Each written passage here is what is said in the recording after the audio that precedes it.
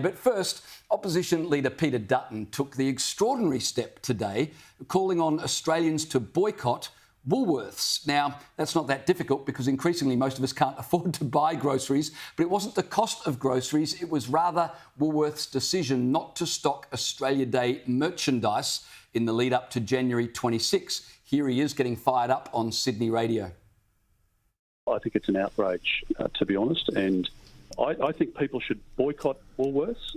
I would advise very strongly to take your business elsewhere, to go to IGA or Coles or Aldi.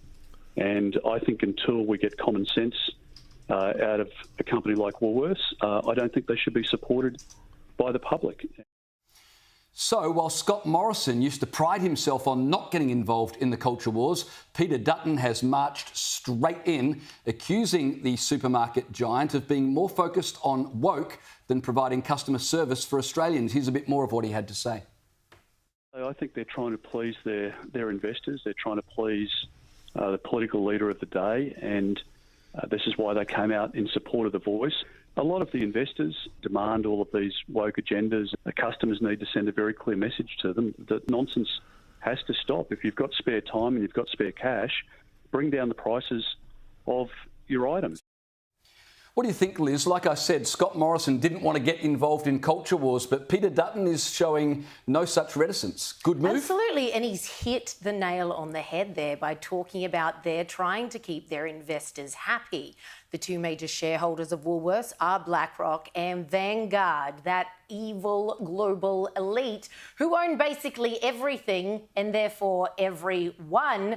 And they're solely responsible for marching out Agenda 2030. And if you know what that's all about, you don't want to shop at Woolworths. Stop giving your money to people who hate you and see human beings as a scourge on the planet. We've got to cut down the population, etc., and so on. They've written books on these things. They've been very open about what this agenda means. They sell it under false pretenses.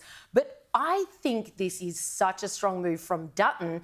It has to be unprecedented that an opposition leader or any MP in this country with this kind of seniority has called for a boycott of such a major supermarket chain. And I hope Australians are listening, they're paying attention, and they vote with their dollar, because we have the power, Cal. Of course we do. We've got our dollars. They're dependent on us to spend with them, otherwise they wouldn't exist. They are. And I think what Dutton has called this really well, because he's recognised this is a war.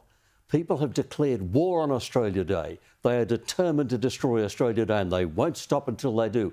Now, I'll tell you what the truth is about Australia Day. I will get emails about this, and I will upset some people. The truth is that on the 26th of January, 1788, civilisation arrived in Australia. Not being unkind to the richness and depth of Indigenous culture for 60,000 years, but it was a Stone Age culture. It hadn't invented the wheel. It had no written language. What arrived here was a written language, engineering, the use of metal instruments. It was things like the rule of law and trial by jury and presumption of innocence, education and medicine, and eventually democracy. Now, I know a lot of terrible things happened. Bad things happened in our history. But our history was not all bad. Jacinta Price made this point when she spoke at the National Press Club. In fact, what that colonialism brought was better than what was here before. They benefited. A lot of Indigenous Australians have benefited enormously. I mean, if I was sitting here with an Indigenous leader, I would point out the clothes you're wearing come from my culture, not your culture. The car that got you here comes from my culture, not your culture. The phone in your pocket comes from my culture, not your culture. They've got a huge amount. And we've got to stop feeling guilty about the fact that civilisation arrived. That's a big deal, James. As you pointed out, Jacinta Price has made largely the same point that you just made. And that's my problem with Australia Day. We want to honour Indigenous people and their culture, but we also want to honour European culture and all the wonders that it brought to this continent. Now, of course, the Labor Party are not happy with Peter Dutton, calling for a boycott on Woolworths since Woolworths are doing the government's bidding. Maybe there's a reason for that, Liz. Maybe they've watched Qantas and seen, you know, if you help elbow along with his agenda, you get certain favours, such as, you know, Qatar Airlines not having their flights approved with some ACCC investigations into Woolies. Maybe Woolies are just making sure they get favourable treatment. But Queensland Senator Murray Watt had this to say about Peter Dutton's intervention into the debate. Our government is focused on the war on inflation. Peter Dutton is always focused on a culture war. Our government is focused on the prices that supermarkets charge. Peter Dutton is focused on the kind of thongs that supermarkets sell. It's Murray Watt doing some stand-up comedy. The government focused on fighting inflation. They've been fuelling inflation. The RBA fought inflation by raising interest rates and then were demonised for their trouble by the government. The Labor government has been fuelling inflation. And as for fighting the culture wars, it's amazing, Liz, how the left, they trash the culture, and then anyone who dares to say, well, what are you doing? Well, they're accused of, oh, you're just fighting culture wars. Yeah, and we wish you would too. Because in this instance, we're not talking about a LGBTIQ in schools curriculum type culture wars.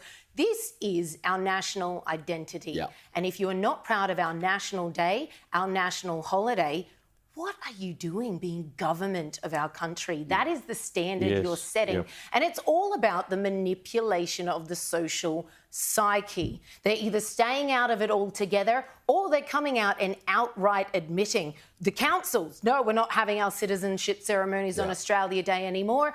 And our federal government is doing the same. They have not tried to hide this whatsoever. And prick by prick, they're just kicking them out from underneath our national identity. But they're not winning. So I think it's significant they're not winning. 26 million Australians celebrate Australia Day and have a great time. They have barbecues, they get out on the harbour, they get to a beach, they do whatever. It's a massively popular day. So I actually don't think these people are winning, and I think Peter Dutton is on a winner by backing the mob, backing the people.